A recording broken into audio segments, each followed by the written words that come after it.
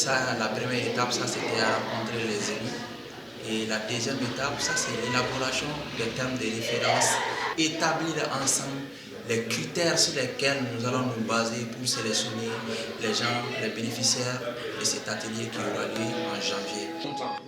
Mais après la formation, la plupart des cas qui sont posés, après la formation, quand le projet se réalise.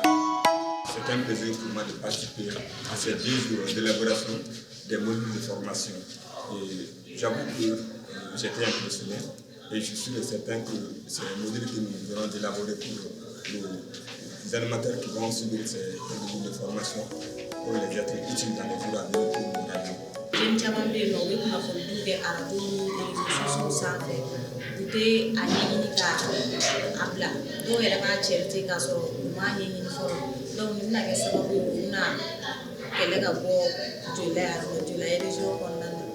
On suppose que les objectifs qui ont été fixés vont être atteints au niveau des résultats attendus.